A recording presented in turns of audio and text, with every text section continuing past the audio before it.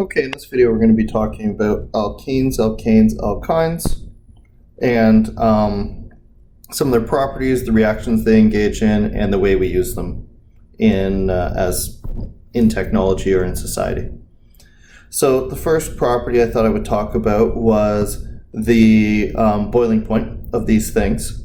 And if we think about some of the alkanes that we sort of have regular life experience with, something like CH4, which we would technically call methane, but you might know as natural gas. We obviously know that that is a gas at room temperature, and here we can see the boiling point is below minus 150 degrees Celsius, so it's very, very much a gas. Going up to something like butane, C4H10, where we can see the boiling point of butane is right around 0 degrees. And so under pressure, say in a lighter, this is what you might think of as lighter fluid, it can be a gas which can easily turn into a liquid when we let it out of the container, and that's why it's useful for lighter fluid. And then if we go all the way up to something like octane,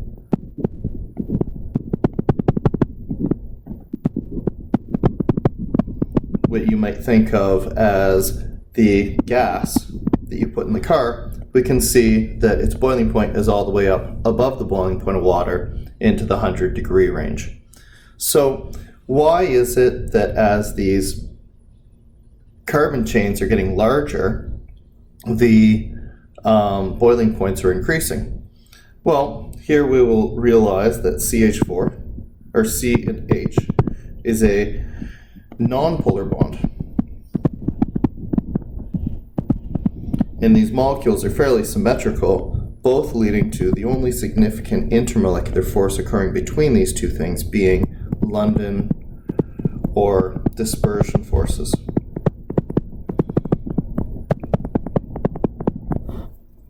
If we think all the way back to the very first unit, we can remember that London dispersion forces rely on large electron clouds to allow for the temporary induced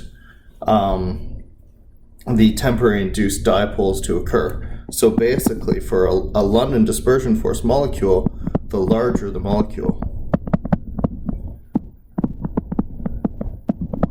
the stronger the force.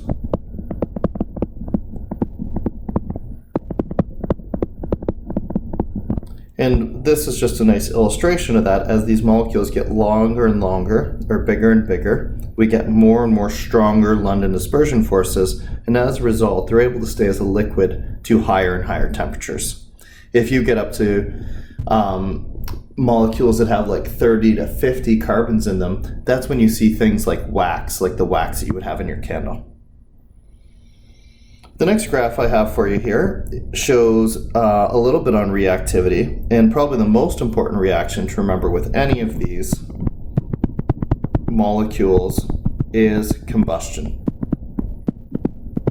So the important reaction that we do with alkanes, and it can be done with alkenes and alkynes and is in different situations, but mainly we use alkanes, and the reason is that's the best way to get the most energy out of them. So if I have, sorry, that should be C2H6 if I want it to be an alkane. Anyway, sorry. If I burn this in air, then this is producing a lot of energy. And still in 2020, despite our concern over greenhouse gases, this is still the main way that we make energy for all sorts of things. So I don't know, I feel like I should balance this. So if this was a 2, then this would need to be a 3, 4 oxygens, 7 oxygens. So this would be 7, and everybody else has to be double. There, it's balanced. Anyway, okay. Regardless, the point is that if we burn or we combust these alkanes in oxygen, ideally with complete combustion, we get as much energy out of them as we can. Here are some heats of combustion. And what you can see as it goes on is the longer the chain length, you think you get more energy. But if you actually look at it, the amount of energy per carbon atom is actually maximized for shorter chain lengths. But again, the graph makes it look really dramatic, but the graph doesn't go to zero. All of these are fairly the same, and what we see here is we're getting a lot of energy out when we combust these alkanes. So really, what alkane we use in different situations depends on what we're doing. For example, if we use CH4, probably the most common thing we do with this is heat our houses. And it's okay to work with it in its gas form. In fact, it's convenient in this way because we can install furnaces and make sure they're up to safety. And this is what we use in the classroom when we're using our Bunsen burners. And you need to make sure that this is sort of, because we're working with gases, it's going to be a stable thing that we're using to produce the energy, and which is why we'd use it in these cases. But we wouldn't commonly use it in something like a car. That being said, you can actually use methane in some cars. It's just very uncommon. If we use something like propane, some people heat their houses with this. But more commonly, you've seen this in barbecues. And if you were in some countries in South Asia, like India, you would see that this is actually a fairly common fuel source for their cars. So instead of using octane like we do, they use something like propane. And then to produce energy for transportation in North America, octane is still by far, octane is still by far the most common source of energy that we use for transportation. Okay, so that's sort of talking about a useful reaction. That's certainly not the only one, but it's probably, well, not probably, it's by far the most important and the most common. And again, keep in mind, this is a great source of energy, but these are fossil fuels that will run out one day, and we also still remember that we have this huge global warming problem, and these things are one of the main sources of those greenhouse gases that we're having problems with. So if I said we generally burn alkanes because that's the best way to get our energy out of them, an important reaction we're going to consider with alkenes and alkynes is how we can convert them from those cases to the more energy-rich alkanes. So if I have something like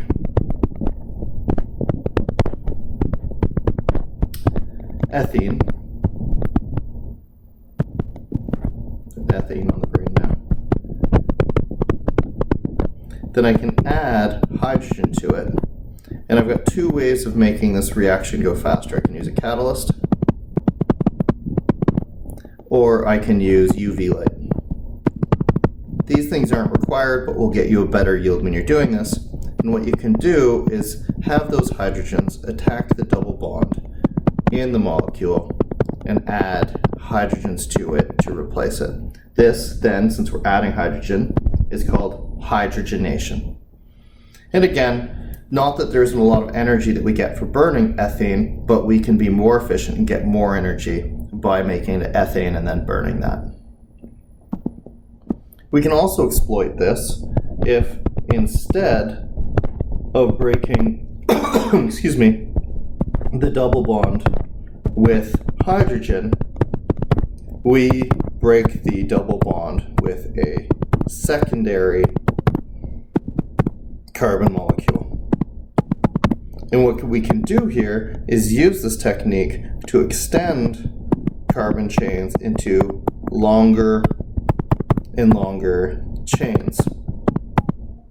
So here we see we went from two chains up to 4 chains, and you can imagine how you could exploit this to make extremely long chains. You could make chains in the thousands of carbons, and that's how we get plastics.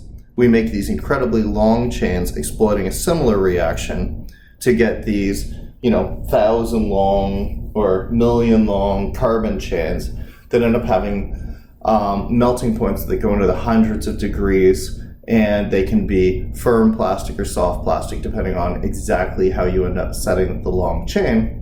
But it's just something else to be aware of what we do with these ethenes and ethynes and other types of things, is we can make these long chain polymers, or we can make plastics with them.